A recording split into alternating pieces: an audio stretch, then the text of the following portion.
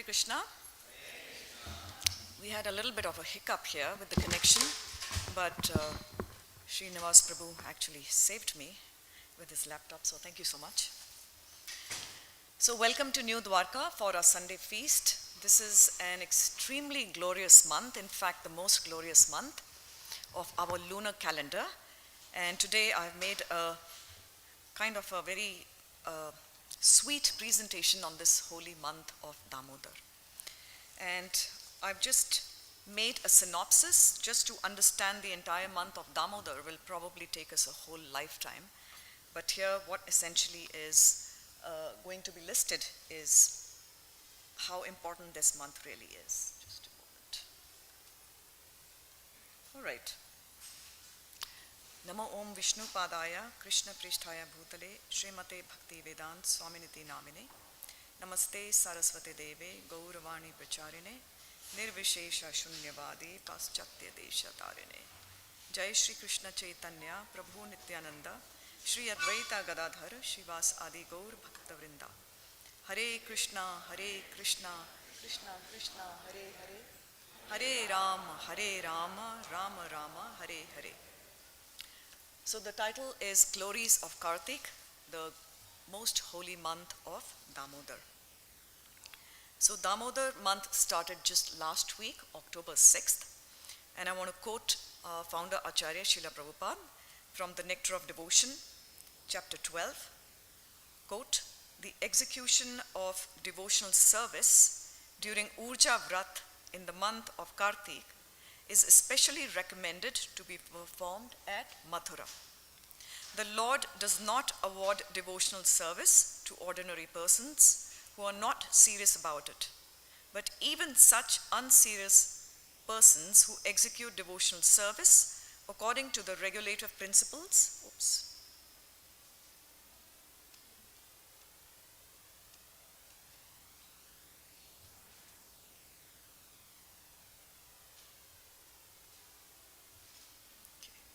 My apologies. But even such unserious persons who execute devotional service according to the regulative principles during the month of Kartik and within the jurisdiction of Mathura in India are very easily awarded the Lord's personal service. So this shows you the importance of Kartik, and we'll see what is Kartik all about. I have another dialogue of Srila Prabhupada with one of his disciples. The disciple says, Srila Prabhupada, today is the beginning of Urja Vrat. Can you describe what that is, Urja Vrat, how it should be observed? Srila Prabhupada says, Urja Vrat, you chant Hare Krishna 24 hours 1 month. That's all. Gurudas Prabhu says, Hare Krishna, Krishna. Prabhupada says, yes, don't eat, don't sleep. This is Urja Vrat. Can you execute? And devotee says, I don't know. There's a laughter here. This is in Vrindavan in 1972. That is the importance of the Urja Vrat here. So the history of Damodar month is, it is the holiest month in the Hindu calendar, which follows a lunar cycle rather than the solar cycle. And typically it falls in the months of October and November, where the weather is very, very nice, particularly in Vrindavan. And this is the best among all months for performing all kinds of acts of charity, austerities and penance in order to please the divine couple, Shri Radha, Shyam.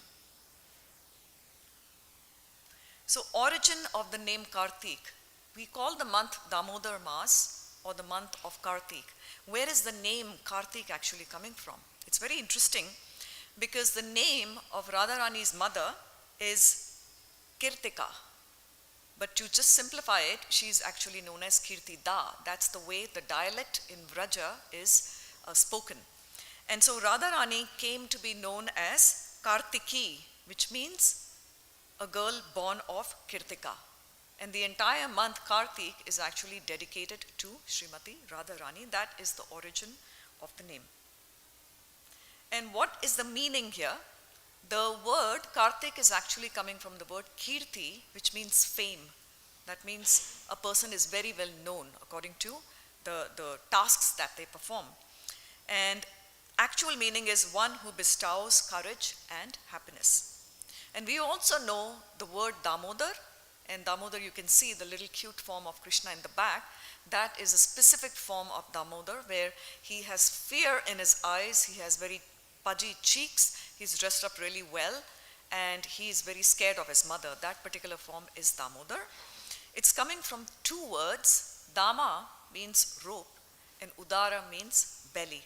So if you combine them together, it means something has to do with a rope and a belly, and we'll see how that really ties up to the Leela. So Kartik is the best of all months. There are numerous mentions in our scriptures about the glorious nature of Kartik. I'm just going to read a couple of them. One is from Skanda Puran. As Satyuga is the best of yugas, as the Vedas are the best among scriptures, as Ganga is the best of rivers, so Kartik is the best of months, the most dear to Lord Krishna. And this is coming from one of the Purans. Likewise, Padma Purans also states, Lord Krishna says, of all plants, the sacred Tulsi is most dear to me. Of all months, Kartik is most dear. Of all places of pilgrimage, my beloved Dwarka is most dear. And of all days, Ekadashi is most dear. This is the Lord himself saying as recounted in Padma Puran. So a few quick facts about the Damodar Leela. Krishna was actually very young. He was a baby. He was in his 3rd year when this Damodar Leela was enacted. And the actual day when this entire pastime took place is the day of Diwali, which is happening October 20th, which is just not this Monday, the Monday after. And that took place in his father's courtyard, Nanda Baba's courtyard, in Gokul. And the exact place where this Leela happened is now known as Ukkal Bandhana Ashram. How many of you visited this particular place where the actual Leela took place? Yes, there's just a few of us here. So I have just some images here to show you where the Leela took place. It's a very, very beautiful and a very peaceful and a very sweet place. If you have not visited this, this is in Mahavan, one of the 12 forests of Vrindavan. Please do go there. This is known as the Ukkal Bandhan Ashram. Ukkal Bandhan means somebody who is tied to the Ukkal. That means the mortar to which the Lord was tied. So this is the entrance of the temple ashram, and this is the actual mortar where the Lord was actually tied. It's a stone mortar, and this is where all the devotees circumambulate the mortar and they offer the ghee lamps, and this is a very auspicious and very beautifully peaceful place. If you have not visited, strongly encourage you to go. And then there's various small temples in the courtyard dedicated to different deities, and you kind of go around in a circle to visit all these small temples of Radha and Krishna, and you pay your obeisances to them. So very, very beautiful place. Sometimes it's hard to believe such a peaceful place is on this planet also. It's such a lovely place here.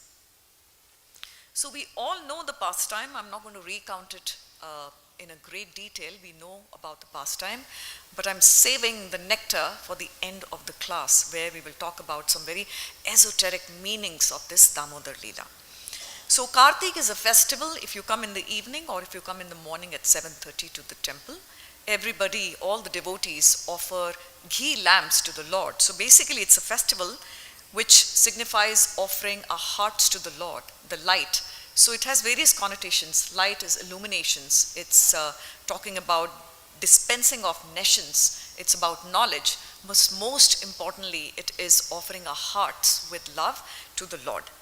And the entire pastime is built around one sweet Leela where Mother Yashoda ties her Lalla Krishna with a rope here. And we'll see what did Krishna do that Mother Yashoda, who is willing to give up her own life for the satisfaction of Krishna, is now angry and is now tying up Krishna with a rope here.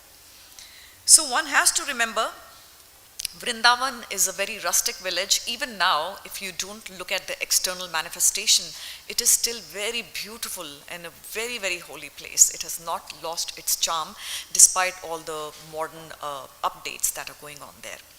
So if we go back 5,000 years, the cowherd men and the cowherd women had a very simple life in Vrindavan. Their whole life was revolving around cows, taking the cows to the pasture, having them eat the grass, bringing them back home, milking them, collecting the gallons and gallons of milk, and the ladies, the cowherd ladies, the cow-maid ladies would get together and they would make yogurt and butter and ghee from that milk. And essentially it was a very, very peaceful life that we cannot even imagine what a peaceful life it was. But the heart of Vrindavan was Krishna, baby Krishna. We know he appeared in Mathura and then he was taken to Gokul, and then we know the whole history about the Vrindavan and Dwarka pastimes here. So very simplistic life. And it is mentioned in our Shastras by our Acharyas that Krishna was extremely attached to his mother, which is natural. A baby's attachment to his mother is natural. And Mother Yashoda was completely attached to Krishna also, to the point that she did not even recognize that he's the Supreme Personality of Godhead, despite Krishna doing some pastimes like opening his mouth to show the entire universal system. She was actually covered by Yogamaya so that the feeling of awe and reverence does not come in the relationship between mother and son here. So the life was very idyllic. There were cows all over the place, there were monkeys, there were peacocks, there were squirrels. The boys would go to the forest and they would play. The entire day was filled with play. They would just play and joke and make tricks and tease each other. And Krishna would also tease the gopis and play with all the milk products here. So the actual Leela that happened, remember, Krishna is 2 years and 2 months old at this time, just practically a baby.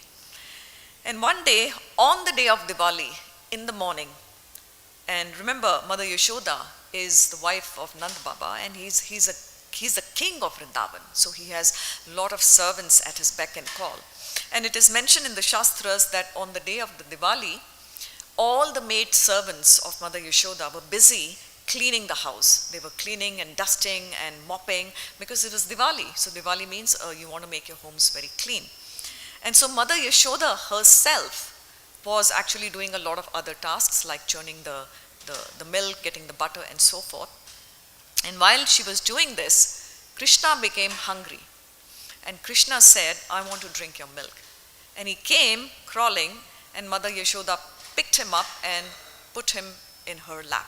Remember, she's his mother, so whenever he needs something, she has to stop whatever she's doing and actually feed her baby. And this is exactly what she did. So she stopped her churning of the butter and she took little baby and she was beautifully feeding little baby Krishna. And as she was feeding, she was remembering all the wonderful pastimes of the Lord that he had done in the past 2 years. And she would recount those pastimes in a very sing-song voice, and she was in complete ecstasy. Krishna is in complete ecstasy. He's drinking her milk, she's feeding him, and they're both in a trance here. And then there is a little bit of a noise coming from the kitchen. It's like something is boiling over. You can hear the sound shh. And Mother Yashoda immediately remembers that she had put a pot of milk for boiling. And for those of you who've had some disasters in a kitchen, all of us have had disasters where we keep something for cooking and we forget about it, and it either burns the pot at the bottom or it boils over, whatever it is. It's a dal or milk. In this case, it was the milk. And it is mentioned by our acharyas, sorry about the typo, that should be Krishna. It is mentioned by our acharyas that Mother Yashoda immediately heard that shh sound of the milk, and she kept Krishna on the side and she ran towards the kitchen to save that milk. Now this entire thought of Mother Yashoda putting her baby down to save a pot of milk can be deciphered in a million different ways. And if you see how our acharyas, particularly Srila Jiva Goswami, has mentioned it so sweetly, which I'm going to share right now, is this milk was extremely important to Mother Yashoda, and we'll see why this milk was very important here. So now Krishna was being fed his mother's milk, and as a result of the milk boiling over, he was put on the side and she ran to the kitchen. And Krishna did not like this. We know Krishna is known for his naughty and mischievous pastimes. But in this point here, at 2.5 years of age, Krishna became excessively angry. Why was he angry? How dare my mother leave me while she was feeding me milk and run away to the kitchen? He was very, very mad. So just imagine the anger of a 2.5-year-old. What happens today for a 2.5-year-old? They would get into a frenzy of a non-stop crying, and they would have tears and tears and tears. So Krishna, his anger was manifested in a different way. He wasn't howling or wailing, but he had another way of manifesting his anger, which I will share with you very shortly. So this is how basically the milk, and remember there was no gas, there was no electric oven, everything was done in a very simplistic manner using a wooden stove here. So this is just an image if the milk boils over, how it's going to look like. So you can imagine it's going to be a lot of work. You're going to burn the pot, you're going to mess up all the areas around the pot, and you lose that milk, and that milk is so precious. But if that milk burns, then you cannot even drink that milk because it has a taste of the afterburn here. So Krishna becomes really angry and he's very upset. So he wants to do something very naughty because of his anger. And he is the Supreme Personality of Godhead. So one can question, how can the Supreme Personality of Godhead become angry? Anger is a negative emotion. So do remember here, this is all the leelas of the Lord, the pastimes, for our benefit, and also to benefit Narad Muni, who had given a curse to a couple of individuals, which I'll talk about. So there's a lot of stories tied behind this Damodara Leela. One of them is, to show his disdain towards Mother Yashoda here. So what Krishna did, rather than crying and howling, he actually became quiet, and he went to the place where Mother Yashoda had stacked up her pots, and those pots had butter in them, lots and lots of butter. And this butter is coming from organic, extremely fresh, and a very precious kind of milk here. So he goes into the room where all these beautiful buckets, you can see that matka in the back, that clay earthen pot. So imagine like hundreds of them hanging through ropes, and Krishna goes to that room and he climbs up. He has various tools to climb up, and he starts breaking the pots. And he breaks the pots and he starts eating the butter with his sweet, soft fingers here. He does not stop there. And while he's doing this, he's actually looking behind to see whether if anyone is coming. He knows, Krishna knows that what he is doing is the act of a thief. And so thieves are always nervous. When they're doing their robbery, they're always nervous. They're always looking behind that nobody's coming behind me. So Krishna, while he's breaking his pots and eating the butter and licking his fingers, he is always on the lookout. Is Mother Yashoda coming behind me? Is she going to watch me? And so forth. So Mother Yashoda, after rescuing the milk, she comes back to the courtyard, and she's expecting to find her little Lalla there where she had set him. And she could not find him. So she says, where did my little baby go? So she starts going from one room to another, essentially. And as she's getting close to the room where all these butter pots were kept, she could see bits and pieces of the broken pots. And she says, something is really wrong here. Somebody has broken my pots here. So do remember, this is Nand Baba's courtyard. And these courtyards are huge. They don't have 1 or 2 rooms. It's like a palace. There's multiple and scores of rooms there. So she's going from one room to another, and she cannot find them where Krishna is. And Krishna, in the meantime, after eating the butter, he is also going to other rooms. Why? Because the other rooms have monkeys in them. The monkeys are very fond of butter also. So Krishna is taking these, just visualize, if you close your eyes, he's taking these pots of butter. His whole fingers are immersed in butter and they're oily. And imagine his hand is so small and chubby, very tiny baby hands. But very interestingly, as the pots are broken, the butter is on the floor. And Krishna is going on the butter as he's walking. And so his feet, it is described how they are beautiful signs under the Lord's lotus feet. So his feet have become whitish because they have taken the butter and they're oily. So just imagine when he's walking with his little feet, chip, chip, chip, chip, with the sound of the butter, his feet have butter footprints. So Mother Yashoda, as she is trying to find Krishna, she doesn't know where he is. But then she spots these butter footprints and she follows these footprints as to, my God, my son has committed something really naughty. So if there's butter on his footprints, obviously some pots have been broken, otherwise how would the butter come out? So she goes from one room to another and finally she goes to the room where all the butter pots were kept to save the butter, and she finds Krishna standing on the mortar. Now this is a spice mortar where it's a large instrument where you put all the spices and you go with a wooden stick. It's a mortar and a pestle, and everything was done with the hand. So he inverted that mortar and he climbed up to get access to those pots, and while he was breaking the pots to get the butter, all the monkeys were surrounding him, and he was physically going and feeding the monkeys in their mouth. And Mother Yashoda actually saw him doing this. So Krishna is completely caught red-handed here. Nobody can save him. He's Lord. Only he himself can save himself because he's God. So there were other times that Krishna was actually caught, and one time, Lord Balaram had told Mother Yashoda that Krishna is eating dirt. And Mother Yashoda had told him, show me your face, you're eating dirt, you're not supposed to do that. And Krishna says, no, Balaram is lying. So Krishna is very naughty for saying all these things here. But here it is mentioned by our acharyas, the moment Krishna sees Mother Yashoda running after him, he starts running all over the courtyard. And it is mentioned Mother Yashoda grabs a stick to teach him a lesson. He's done something naughty, so she wants to teach him a lesson. So it is mentioned that she is running after Krishna. Krishna is running all over the courtyard from one room to another, and you can see his milky footprints all over the place. And Mother Yashoda is running after him. And it is beautifully described by our acharyas, particularly in Gopala Champu, very esoteric, and it's a very high level of understanding. One has to be in a very humble mood to be able to read that book and understand this pastime. It is mentioned Mother Yashoda was constantly running and Krishna was running ahead of her, always ahead of her.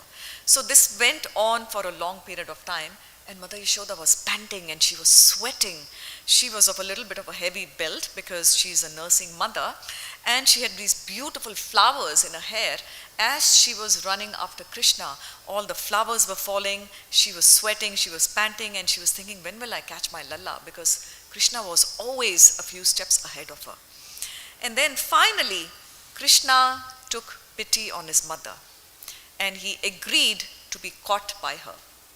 And one can decipher the only way to capture Lord Krishna, the Supreme Personality of Godhead, is not through ropes and sticks. It is only through love here. And Mother Yashoda finally caught hold of Krishna and she wanted to teach him a lesson. And she said, if I simply admonish him and say, okay, this is a wrong thing, you're not going to do this again, maybe he goes back and does it again. Maybe he leaves my home and he goes to all the gopis' houses, and there he steals butter. So I have to do something more strong and rigorous so that he learns his lesson. So what she does is, she sees the mortar there and she says, I have to immobilize Krishna somehow. Otherwise, he will start all his naughty tasks all over again, and it will be an embarrassment for me if he goes around stealing butter and breaks pots from others' homes. So what she does is, she decides to tie him up. So she goes and gets a piece of rope from one of the rooms, and she uses the mortar as a backdrop to tie Krishna around the waist with that rope. So now Krishna is small, he's just 2.5 years old. So you can imagine how wide his tummy is. It's just going to be probably like 24 inches. So she gets a small piece of rope and she tries to tie him, wrapping a knot around the mortar, and she's not able to do so. So initially she doesn't realize what is going on. So she goes and gets another piece of rope, because that rope is 2 fingers short, just 2 fingers. So it's tiny bit short and she's not able to make that knot. If she cannot make that knot, Krishna will break free. So she goes and gets more rope, she extends the rope, she tries to tie him, and we know the Leela, always 2 fingers short. And it is mentioned she gets all the rope in the entire house and still 2 fingers short. And now she's thinking like, what is this going on? And she doesn't know her little son is the Supreme Personality of Godhead and he's simply playing with her. And she tried again and again and again, and finally, looking at the bewilderment and the frustration in Mother Yashoda, Krishna agreed to be tied. Now these ropes are not like tying Krishna permanently. These ropes are ropes of love. And so Krishna finally relents and says, I agree to be tied by the ropes of love, which represent my mother's love for me here. So here it is, you can just visualize how Krishna is tied to the mortar, and he gained the name Damodar from here. Dama means rope and Udara means stomach. So Damodar is the name of a person who was tied to something through his stomach, and that's how he got his name Damodar. So do you think Krishna would be actually quietly tied, or would he do something more interesting? Krishna is not good, nobody can tie down Krishna. So it is mentioned here, as he was tied to the mortar, Krishna wanted to do something more in order to satisfy the prophecy of his another great devotee, Narad Muni. So you can imagine Krishna is now walking and he is dragging himself. He is crawling and he's dragging himself. And the mortar is very heavy, but nothing is heavy for the Supreme Personality of Godhead, even though he's only 3 years of old. So he's crawling and he's dragging the mortar behind him, and he's crawling all over the courtyard, and he finds 2 trees. They're 2 very special trees known as Arjuna trees. And he goes between the 2 trees, and his mortar, which is very large, gets stuck. And Krishna is pulling, and the mortar is stuck. So Krishna, imagine he's God, so he has all the strength, one of the 6 opulences. And he pulls, and those 2 trees come crashing down. And out of those 2 trees come 2 very beautiful personalities. And they are known as, these trees are known as the Yamala Arjuna trees. And the 2 personalities are the sons of the treasurer of the heavenly kingdom, whose name is Kubera. And the 2 sons are Nalakuvara and Manigriva. You can see from these trees came out these very effulgent personalities, and they're paying their obeisances to Lord Krishna.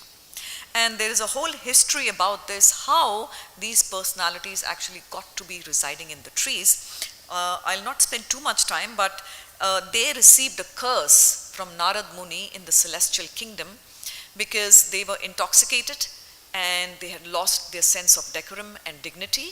And so when Narad Muni came, they even forgot to cover themselves. They were sporting with the girls in the ponds. And so Narad Muni gave them a curse that you are not following proper decorum, so I curse you to become trees here. But they got the benediction that they would stand for thousands of years in the courtyard of Nand Maharaj, and they would actually get to see the pastimes of Lord Krishna in his babyhood. So although it was a curse, it was also a great benediction. And so Lord Krishna relieves these 2 personalities through the Damodar Leela here. So that was just a little bit about the Leela. But what does this pastime actually reflect when you look at it very deeply and introspectively? The Leela is one thing, but what is it actually reflecting for us who are aspiring to be devotees of the Lord? So we sing a set of 8 prayers morning and evening during the month of Damodar. And the first aspect which is mentioned by our acharyas is that Krishna can only be bound. He can never be bound by anybody. Nobody can bind him. Only love can bind Krishna. And if you see Damodar Ashtakam verse 1, I'm going to read, to the Supreme Controller who possesses an eternal form, who then quickly jumped up and ran in retreat in fear of Mother Yashoda, but was ultimately caught. To that Supreme Lord Shri Damodar I offer my humble obeisances. Was ultimately caught by what? Not by Mother Yashoda's, actual rope, but by her love. So Krishna can only be bound by love. And likewise, verse number 8 also signifies the same. Quote, O Lord, the entire universe was created by Lord Brahma, who was born from your abdomen, which was bound with a rope by Mother Yashoda. So Krishna is subordinate to the love of his devotees, and Krishna possesses his own sweet will, but he never lets his devotees down. So that is the number one reason here. Number two reason is Krishna always fulfills his devotees' desire. In this case, we are talking about Narad Muni. Narad Muni had cursed the sons of Kubera and given them the punishment of standing as trees, because trees are always naked, essentially. And it is mentioned by Srila Prabhupada in Bhagavatam 10th canto, 10.10.24. Although these two young men are the sons of the very rich Kubera, and I have nothing to do with them, Devarshi Narad is my very dear and affectionate devotee, and therefore, because he wanted me to come face to face with them, I must do so for their deliverance. So Narad Muni had told these two sons of Kubera that you will only be delivered by Lord Krishna himself when he takes birth or when he manifests himself and he releases you from that curse. So in order to fulfill Narad Muni's desire, Krishna actually enacted that Leela also.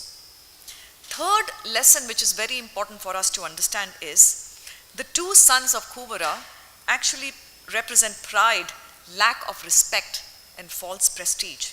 And these qualities are actually governed by the mode of passion and ignorance.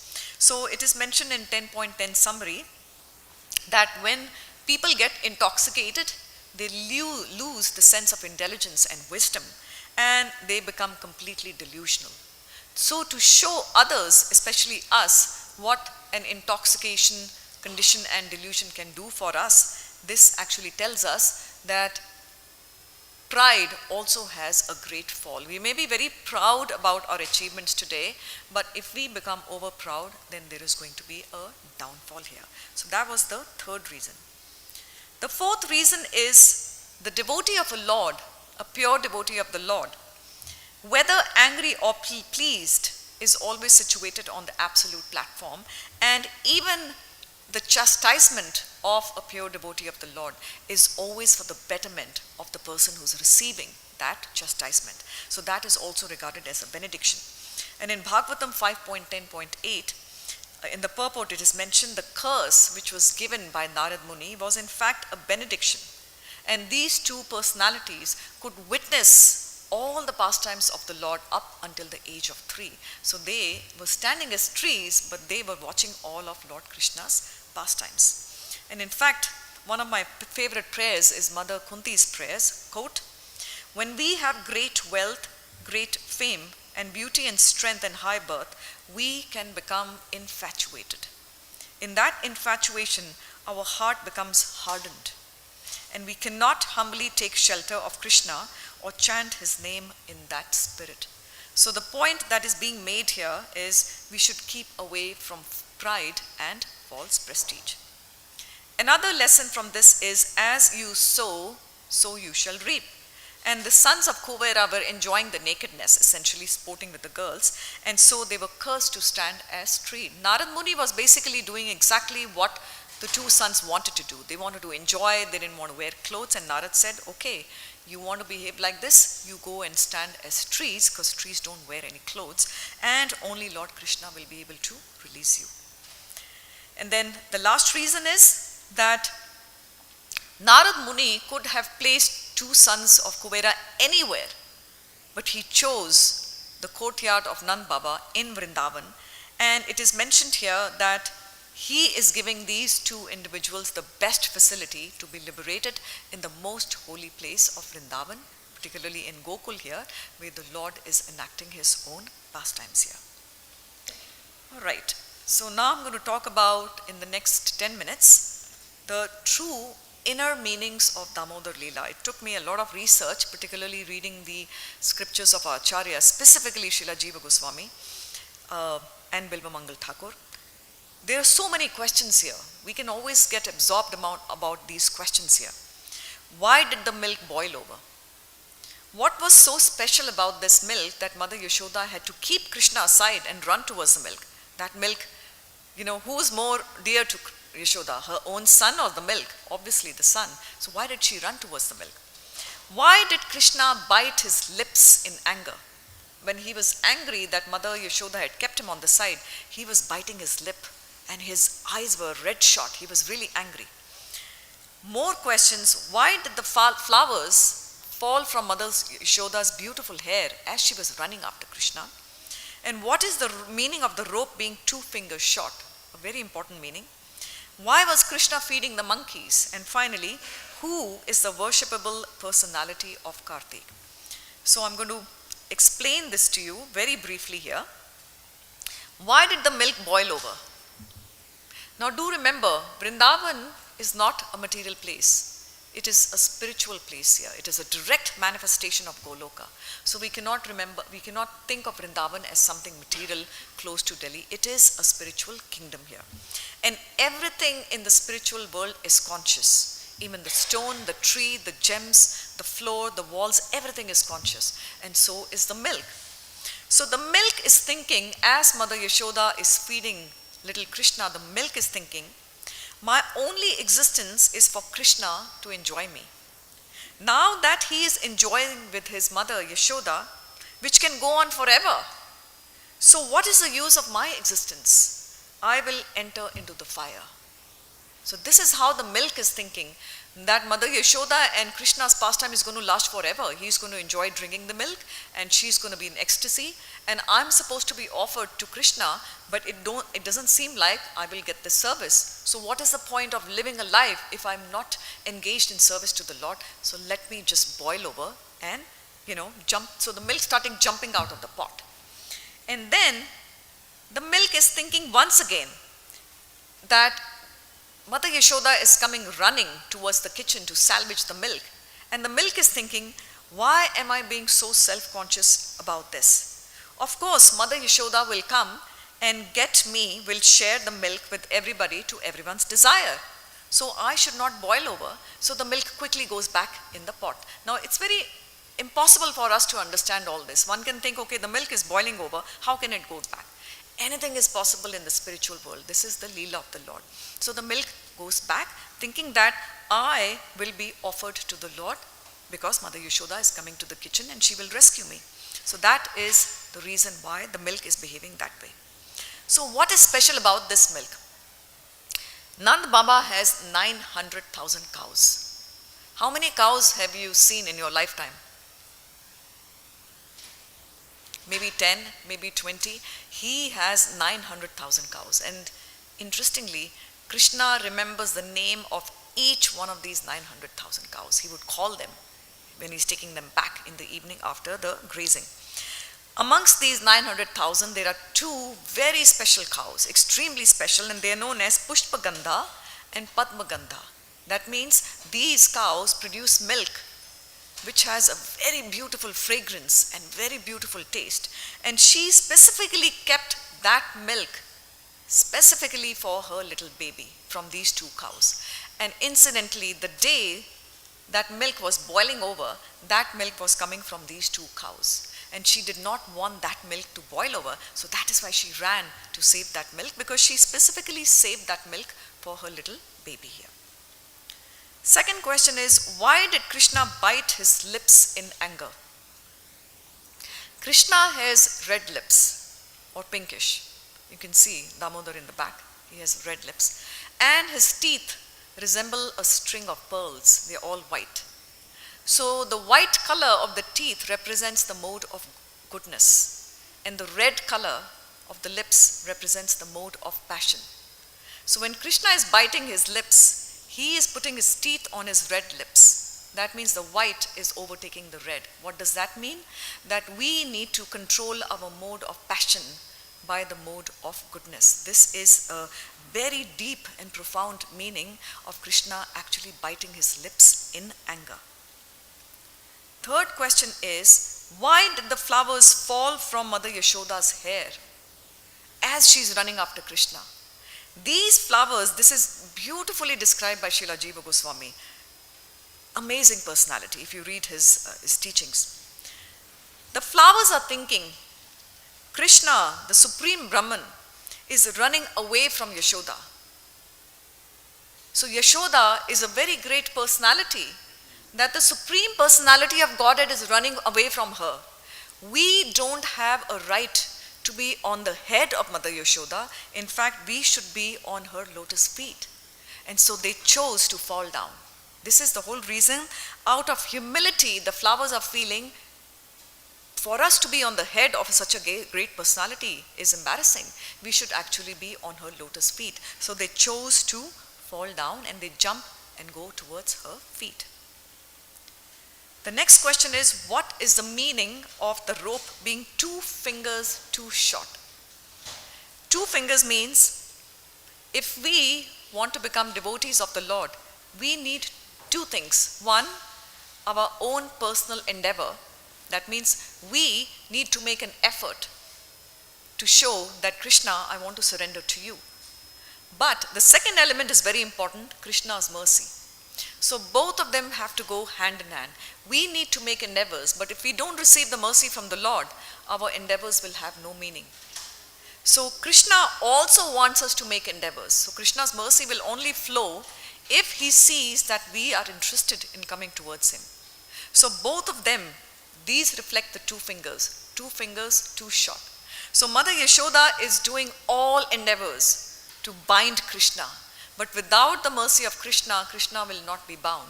So when both of them are satisfied, Mother Yashoda's efforts and Krishna's mercy, then Krishna agrees to be bound. That is why these 2 fingers too short has a very deep meaning here. Why was Krishna feeding the monkeys? Does anyone have an answer?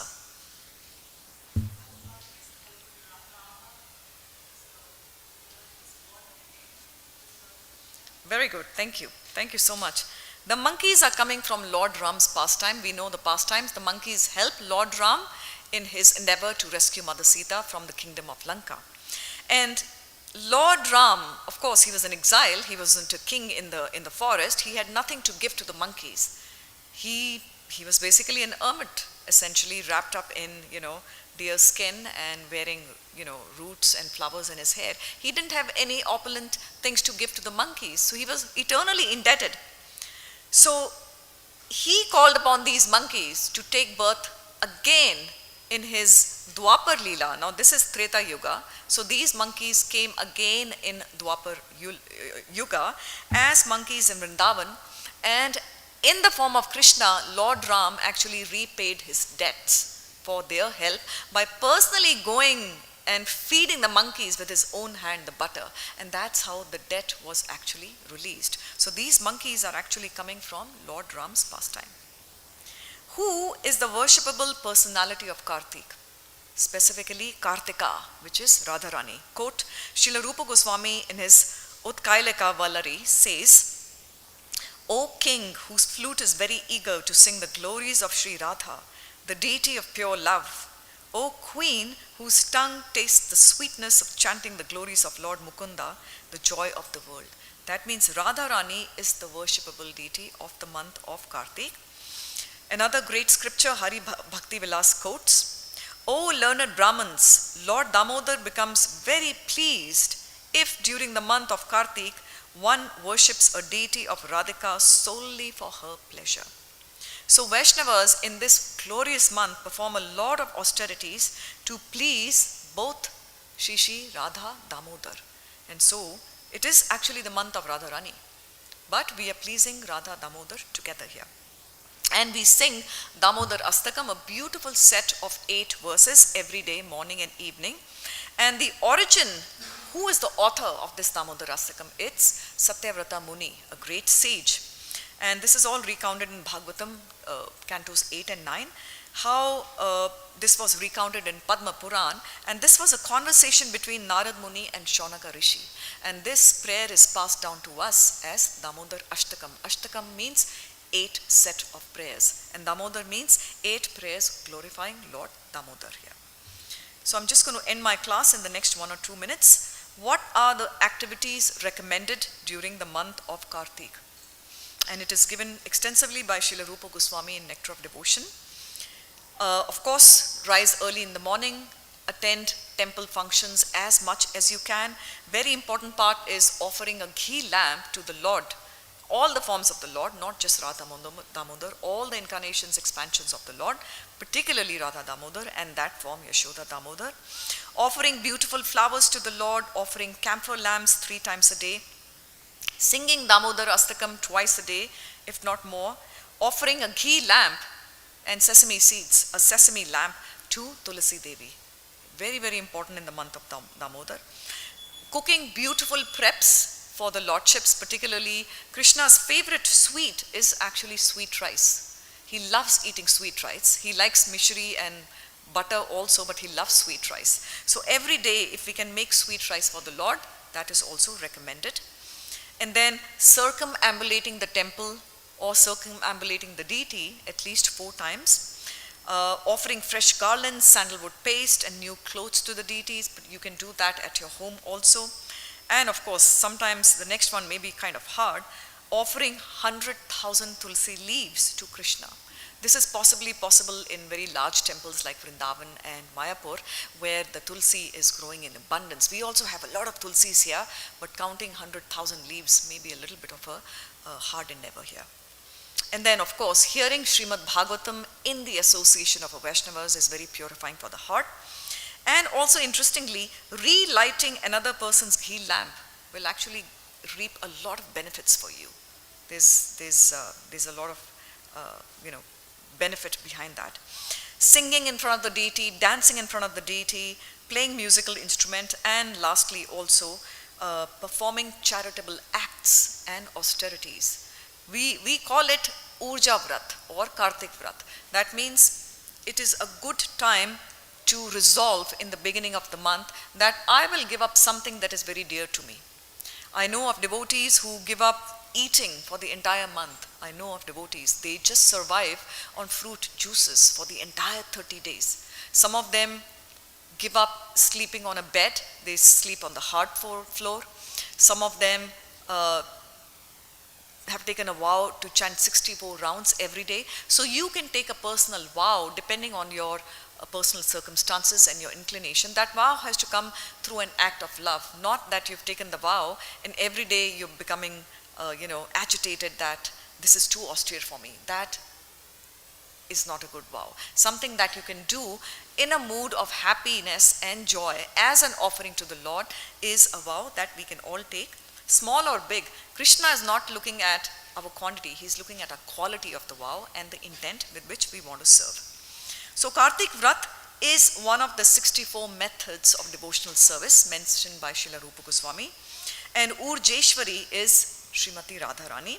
And Urja means wealth and power. So she is the source of all wealth and power. And what is the best wealth she can give to us? Not jewels, not houses, not clothes. The best wealth we can receive from Radharani is service to the lotus feet of Sri Krishna. And that is the wealth we should aspire for. So, if we are able to satisfy Srimati Radharani, guaranteed we will receive the favor of Lord Krishna.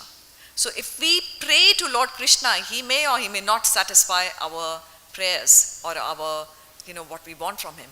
But if Radharani makes a reference for us and says, this devotee is nice, please fulfill his or her desire, Krishna will never ever refuse Radharani.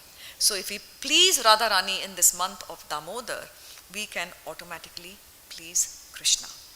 So just wanted to end here, and sorry for going a few minutes up, everyone must be hungry. So I would advise and encourage and humbly beg everyone to come to the temple as much as you can during this very auspicious month, and at least come and sing Damodar Astakam either in the morning or the evening or even at your home and offer a ghee lamp to the deities. And please meditate on that absolutely sweet form of Damodar and Mother Yashoda in the back, and try to read about this pastime as much as you can in our scriptures, in the Bhagavatam, Nectar of Devotion, and other different scriptures given to us by our acharyas. And for this presentation, I actually resorted to a lot of different scriptures and a lot of different writings, particularly Srila Jiva Goswami and Kavi Karnapur, very exalted scholars in our disciplic succession here, from whom we have a lot to learn.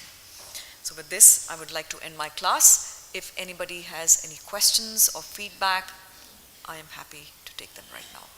Yes, Prabhu. Is there a mic? Oh, sorry. Hare Krishna Mataji, thank you very much for such a wonderful presentation. I think so we learned a lot today. by your presentation. So since this month is dedicated to Srimati Radharani, and every time we do worship or we offer lamps, we have the picture of Yasoda Mataji and baby Krishna. So why we don't have Srimati Radharani also as a part of picture in the scene that we can also offer lamb to Srimati Radharani? So I can answer it in two ways. We are already offering to the deities, Shishi Rukmini Dwarkadis or Radha Shyam Sundar, so automatically we are offering to the deities. It's not like we are only offering to the picture and not offering to the deities, so Radharani is being offered anyway. And second reason is this Leela is actually enacted between mother and child. And just to share a secret with you, I wasn't going to put this in the class, but since you asked, when Radharani heard about this pastime, she wanted to experience this binding of Krishna with her own love. So there is another pastime which I won't have time to go over, that Radharani actually bound Krishna with a rope also. And it's a very secretive pastime which I don't think I'll talk about much here. So your answer, we are already offering the lamps to Radharani anyway. But because the Leela is enacted between mother and child, that's why we have that form right here. But the picture is on the altar, so even before we offer to the picture, we are actually offering to Rukmini Dwarkadish. So Radharani is automatically satisfied. If there's no more questions, I would like to end the class. His Divine Grace, A.C. Bhaktivedanta Swami Srila Prabhupada ki jai. Kartik Maas ki jai.